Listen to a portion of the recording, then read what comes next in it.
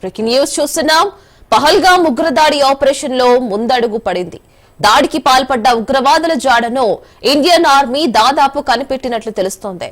Peer Panjal అడవుల్లో ఉగ్రవాదులు తలదాచుకున్నట్లు భద్రతా బలగాలు చెబుతున్నాయి. అయితే ఉగ్రవాదుల జాడ కోసం డ్రోన్లు, స్నిప్పర్ డాగ్లతో విస్తృత గాలింపు చర్యలు చేపట్టింది ఆర్మీ. అంతేకాదు దాడి వెనుక 7 ఉగ్రవాదులు ఉన్నట్లు బలగాలు నిర్ధారణకు వచ్చినట్లు సమాచారం. ఇప్పటికే ఈ ఉగ్రవాదులపై 20 లక్షల రూపాయల రివార్డు కూడా ప్రకటించారు. మరోవైపు పహల్గామ్ ఉగ్రదాడిపై ఎన్ఐఏ దర్యాప్తు స్పీడప్ అయింది.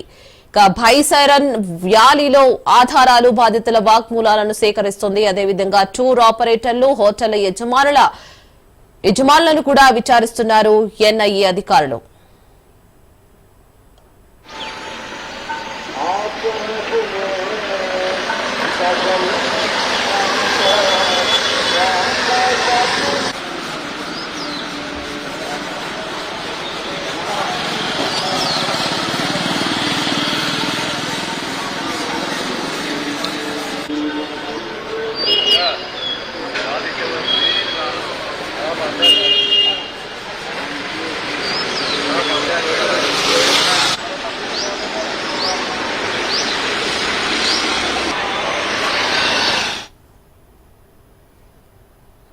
ఇక బైసరన్ వ్యాలీలో ఆధారాలు, బాధితుల వాగ్మూలం, ఇక టూర్ ఆపరేటర్లు, హోటళ్ల యజమానుల విచారణ కొనసాగుతోంది. దీనిపై మరింత అప్డేట్స్ మా ప్రతినిధి రత్నకుమార్ అందిస్తారు. రత్నకుమార్, దాదాపు ఉగ్రవాదులు జాడ కనిపెట్టినట్లు భారత ఆర్మీ చెబుతోంది. దీనిపైన మరిన్ని అప్డేట్స్. పహల్గామ్ ఉగ్రదాడి ఆపరేషన్ లో ముందడుగు పడినట్లు సమాచారం అందుతోంది. ముఖ్యంగా ఇన్సిడెంట్ జరిగిన రోజు నుంచి ఇప్పటి వరకు కూడా వైపున అధికారులు పూర్తిగా ఈ ఉగ్రమూకను కనుక్కునేందుకు తీవ్ర ప్రయత్నాలు చేస్తూ ఉన్నారు. ఉగ్రవాదుల కోసం ముమ్మరంగా గాలింపు చర్యలు చేపట్టి ఎప్పుడైతే పహల్గామ్ లోని బైసరన్ లోయలో జరిగినటువంటి ఇన్సిడెంట్ తర్వాత వీళ్ళు అక్కడి నుంచి పారిపోయి ఎక్కడ తలదాచుకున్నారు అనేటువంటి ఆచూకీకి సంబంధించి పూర్తిగా ఇన్వెస్టిగేషన్ స్టార్ట్ చేసి ప్రస్తుతం తిరుపతింజాల్ అడవుల్లో తలదాచుకున్నట్లు కూడా గుర్తించడం జరిగింది. ఎప్పుడైతే ఉగ్రవాదులు జమ్మూ కాశ్మీర్ లోని బైసరన్ లోయలో పహల్గాము పక్కనే ఉన్నటువంటి లోయలో దాడి చేసిన తర్వాత దాదాపు 28 మంది మృతికి, అలాగే అనేక మంది గాయపడటానికి కారణమైనటువంటి వీళ్ళు ఇన్సిడెంట్ తర్వాత తలదాచుకున్నటువంటి పరిస్థితులన్నింటినీ కూడా పూర్తిగా విస్తృత తనిఖీలు చేయడం జరిగింది. వారి కోసం గాలింపు చర్యలు చేపట్టి ముఖ్యంగా వీళ్ళు ఆర్మీ దుస్తుల్లో వచ్చారు కాబట్టి వీళ్ళు ఆర్మీ దుస్తులను ఎక్కడ సంపాదించారు, అలాగే ఏ రకంగా దాడులకు పాల్పడిన తర్వాత మరణ మృగంగా మోగించిన తర్వాత ఎక్కడికి ఎలా పారిపోయారు అనేటువంటి ఇన్సిడెంట్ కు సంబంధించి డ్రోన్లు, స్నిప్పర్ డాగ్లతో విస్తృతంగా గాలింపు చర్యలు చేపట్టారు. ఈ దాడి వెనుక మొత్తం ఇందులో 7 ఉగ్రవాదులు ఉన్నట్లు కూడా గుర్తించడం జరిగింది. 7 గుర్తించి వీరికి సంబంధించి ఇప్పటికే కొంతమంది నమూనాలను కూడా బయట పెట్టారు. ఇక ఇప్పటికే ఉగ్రవాదులపై దాదాపు 20 లక్షల రివార్డును ప్రకటించడం జరిగింది.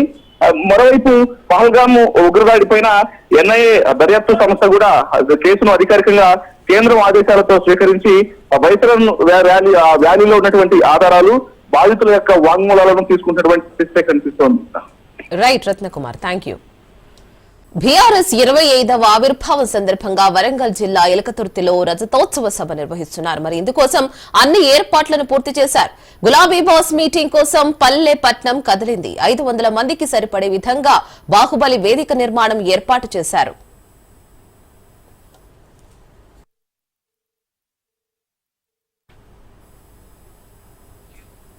బీఆర్ఎస్ పార్టీ ఏర్పడి నేటితో 25 ఏళ్లు నిండాయి. తెలంగాణ రాష్ట్ర సాధనే లక్ష్యంగా 2001 ఏప్రిల్ 27న పురుడు పోసుకుంది. 25 ఏళ్ల పండుగను పురస్కరించుకుని హనుమకొండ జిల్లా ఎలకతుర్తిలో 1213 ఎకరాల్లో సభ నిర్వహిస్తున్నారు. వేదిక పక్కనే కళాకారుల ఆట పాట కోసం ప్రత్యేకంగా మరో స్టేజ్ను ఏర్పాటు చేశారు.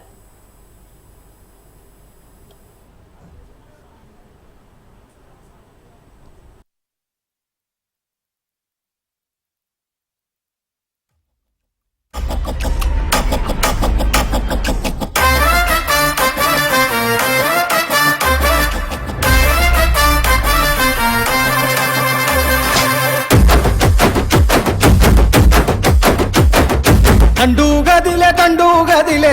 గదిలేరో ఆ దండులోన జెండా బట్టి నేనే పోతారో మోక మీద 33 జిల్లలు గదిలేరో మా అందరి దారి బోరు గల్లు వైపే సాగేరో పోరాటాల పొద్దు పొడుపు తెలంగాణ గుండె దరువు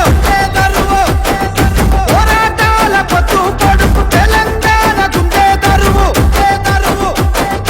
గులాబీ జెండా బట్టి ఎల్కా తుర్తి బాట మట్టు హట్ హట్ హట్ ఆహా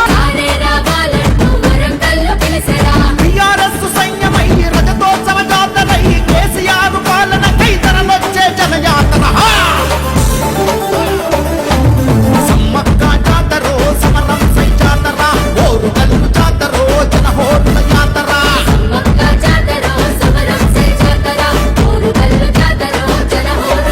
భలే ఎగిసరా తెలంగాణ ఎగిసరా సారే రావాలంటూ ఇక ఇదే అంశానికి సంబంధించి మా ప్రతినిధి చంద్రశేఖర్ ఎలకతుర్తి సభా ప్రాంగణం నుంచి మరింత సమాచారం అందిస్తారు.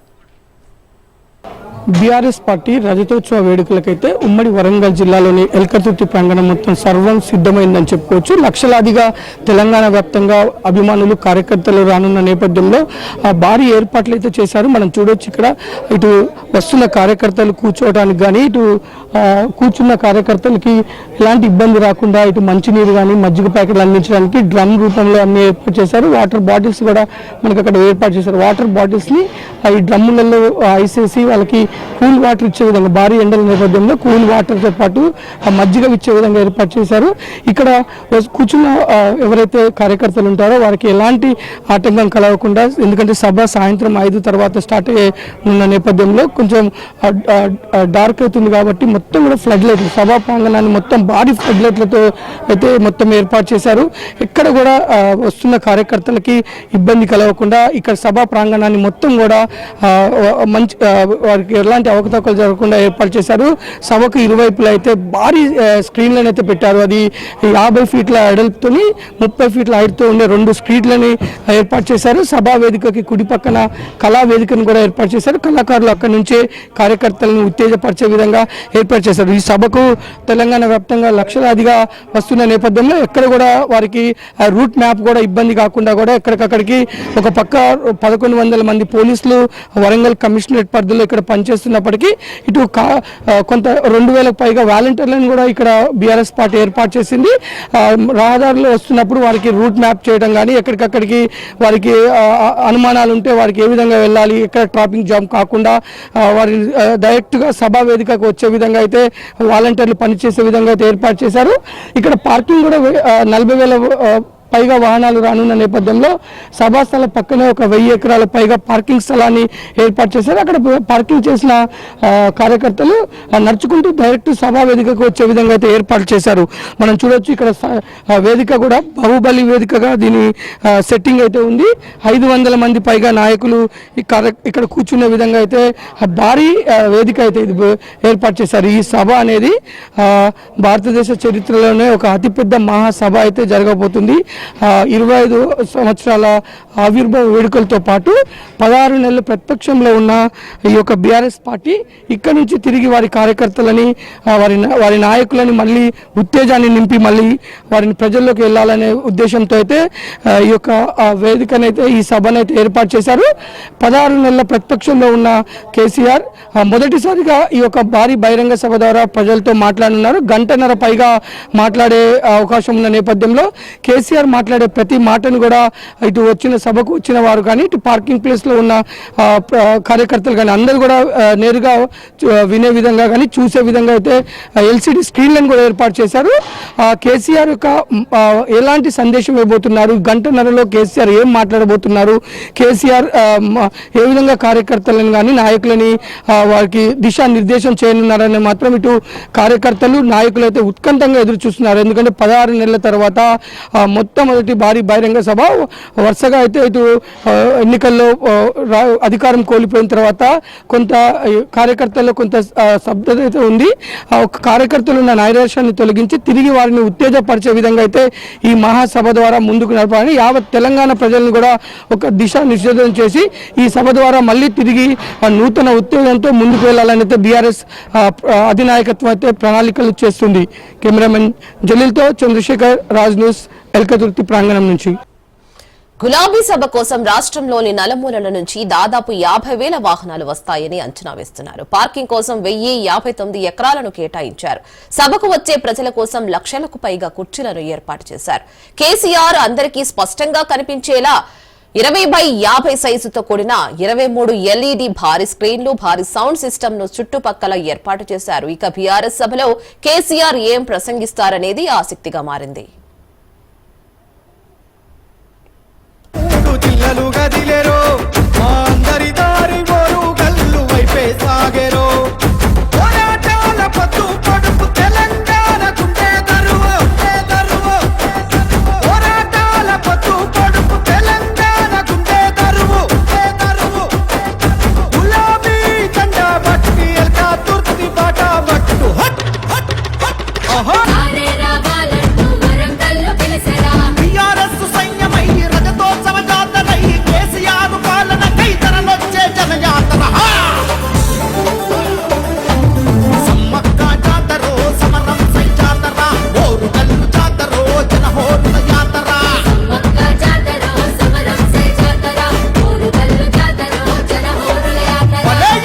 పల ఎగిసర తెలంగాణ ఎగిసర సారే రావాలంటూ వరంగల్లు పిలిసరా.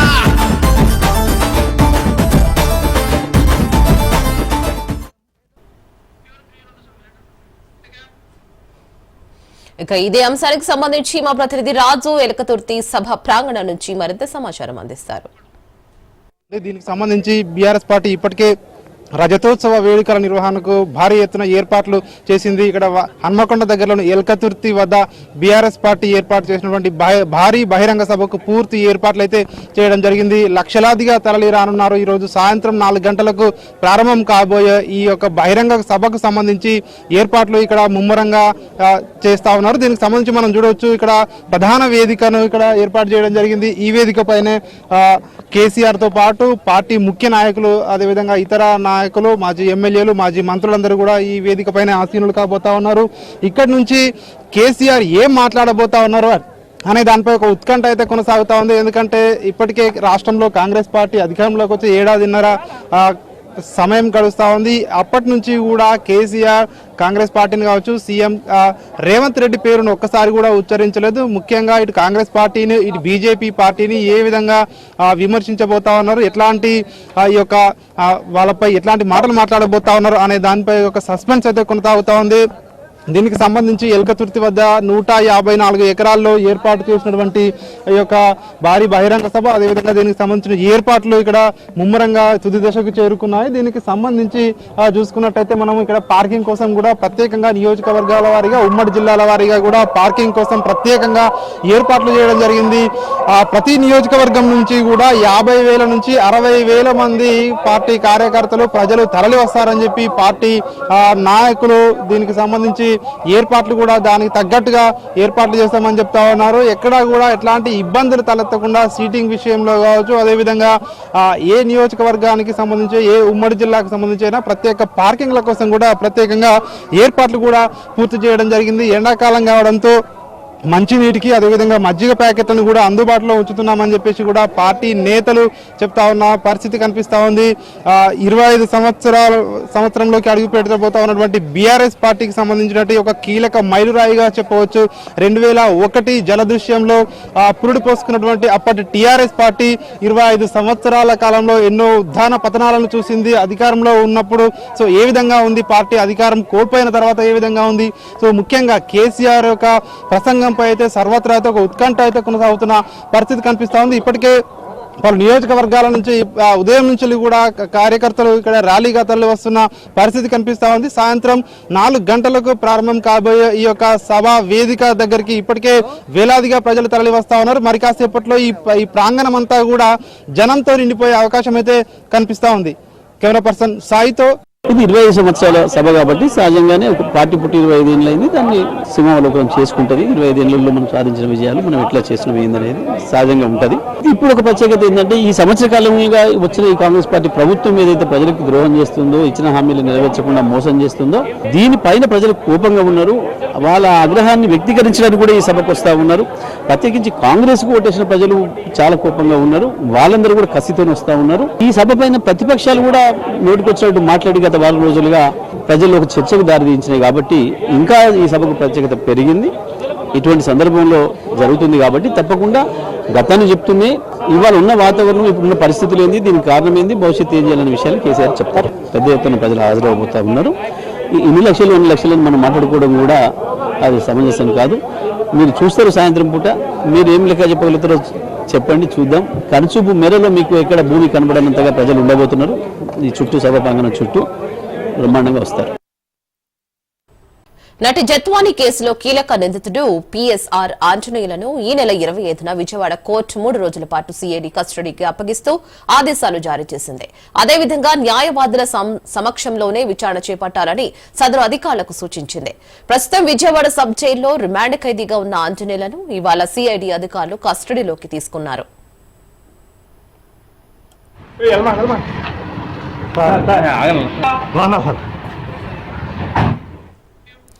అయితే కేసులో కీలక విషయాలపై ప్రశ్నించి ఆయన నుంచి సమాచారం రాబట్టిన స్టేట్మెంట్ రికార్డు చేయాలని సిఐడి అధికారులు భావించారు. కానీ అనూహ్యంగా పిఎస్ఆర్ ఆంజనేయులు అస్వస్థతకు గురయ్యారు. దీంతో అధికారులు ఆయనను వైద్య పరీక్షల నిమిత్తం ప్రభుత్వ ఆసుపత్రికి తరలించారు. ఈ క్రమంలోనే వైద్య పరీక్షల అనంతరం ఇవాళ అధికారులు తిరిగి ఆంజనేయులను విచారిస్తారా లేక సోమవారానికి వాయిదా వేస్తారా అనేది వేచి చూడాలి.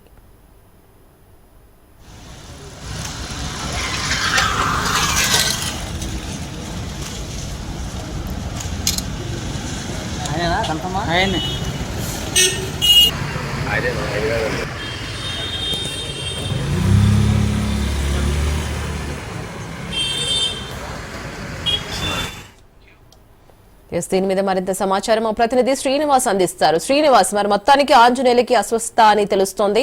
మరి ఎప్పుడు తిరిగి వస్తారు, ఎప్పుడు విచారణ కొనసాగిస్తారు?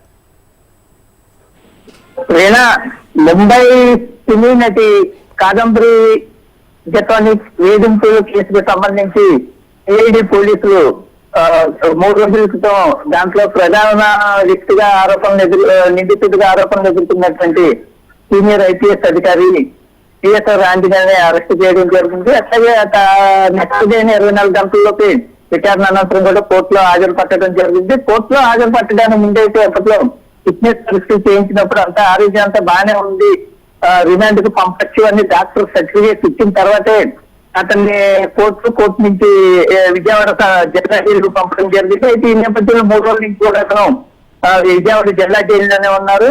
అయితే నిన్న ఈ కేసుకు సంబంధించి పిఎస్ఆర్ ఆంజనేయుడు విచారణ ఇంకా పూర్తి కాలేదు, పోలీస్ తమ కస్టడీ కావాలంటూ కూడా సిఐడి అధికారులు కోర్టులో పిటిషన్ వేయడం జరిగింది. అయితే దీనికి సానుకూలంగా స్పందించినటువంటి న్యాయమూర్తి ఇతన్ని పిఎస్ఆర్ ఆంజనేయుల్ని సిఐడి కస్టడీకి ఇస్తూ కూడా 3 రోజులు సిఐడి కస్టడీకి ఇస్తూ కూడా ఉత్తర్వులు జారీ చేయడం జరిగింది. అంటే ఆదివారం, సోమవారం, మంగళవారం 3 రోజుల పాటు సిఐడి కస్టడీకి కోర్టు ఇచ్చింది.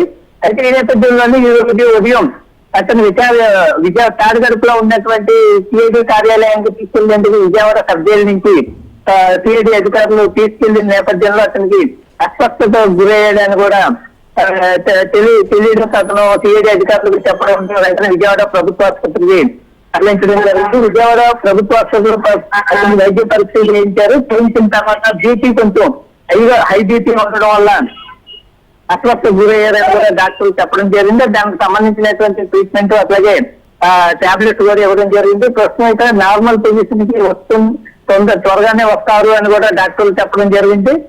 అయితే ఈ నార్మల్ పొజిషన్ కి వచ్చిన తర్వాత పిఎస్ఆర్ ఆంజనేయుల్ని సిఐడి కార్యాలయానికి తరలించి తదుపరి విచారణ అంటే కోర్టులో ఏమైతే వాళ్ళ కస్టడీకి అడిగారో ఆ కస్టడీలో ఆ కస్టడీలో కావాల్సిన కస్టడీ కోరినటువంటి పిటిషన్ లో ఉన్నటువంటి ప్రశ్నలన్నింటినీ కూడా టీఎస్ఆర్ ఆంజనేయులను అడిగే అవకాశం ఉంటుంది. విచారణ అయితే ఇంకా మొదలు కాలేదు. ఇప్పుడు ప్రస్తుతానికైతే టీఎస్ఆర్ ఆంజనేయులు విజయవాడ ప్రభుత్వ ఆసుపత్రిలోనే ఉన్నారు. అదే ఎత్తున వచ్చిన నేపథ్యంలో మొత్తం హాస్పిటల్ కూడా అధికారులు కొంచెం అత్యుత్సాహంగా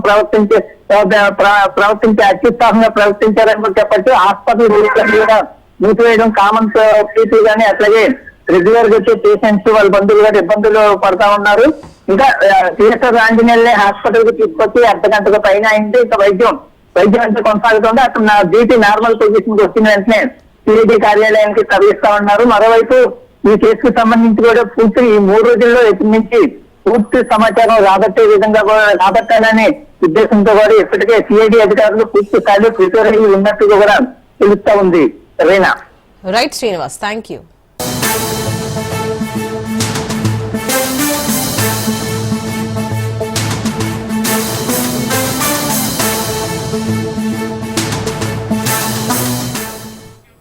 మరో బ్రేకింగ్ న్యూస్ చూస్తున్నాం. సత్యసాయి జిల్లాలో చిరుతలు కలకలం రేపుతున్నాయి.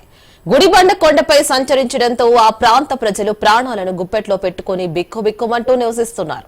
మరి అక్కడ గొర్రెలు కాస్తున్న కాపరులు 2 చిరుతల సంచార దృశ్యాల్ని సెల్ ఫోన్ లో వీడియో తీశారు. అయితే చిరుతల సంచారంపై అటవీ శాఖ అధికారులకు ఎన్నిసార్లు ఫిర్యాదు చేసినా పట్టించుకోవడం లేదని ఆ ప్రాంత ప్రజలు మండిపడుతున్నారు.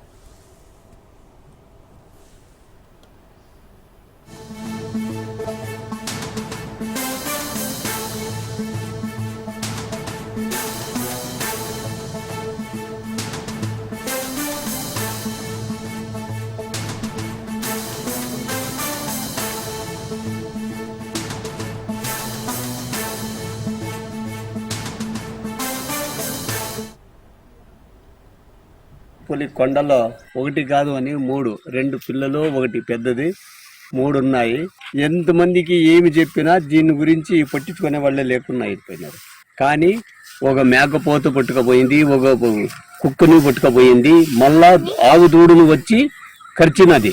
గొంతుకు చేసి నోరేసి పట్టుకొని తర్వాత మనం చూసి గలాటి చేసిన వెంటనే ఇడిచి పారిపోయినందువలన ఇప్పుడు ఎంతమందికి ఏం కంప్లైంట్ చేసినా ఏమి చేసినా దాని గురించి మాట్లాడే వాళ్ళు లేరు, దాని గురించి పట్టించుకొని యాక్షన్ తీసుకునే వాళ్ళు లేరు.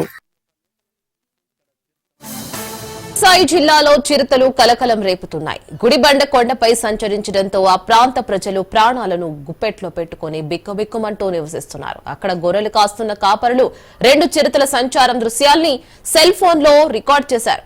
అయితే చిరుతల సంచారంపై అటవీ శాఖ అధికారులకు ఎన్నిసార్లు ఫిర్యాదు చేసినా పట్టించుకోవడం లేదని ఆ ప్రాంత ప్రజలు మండిపడుతున్నారు.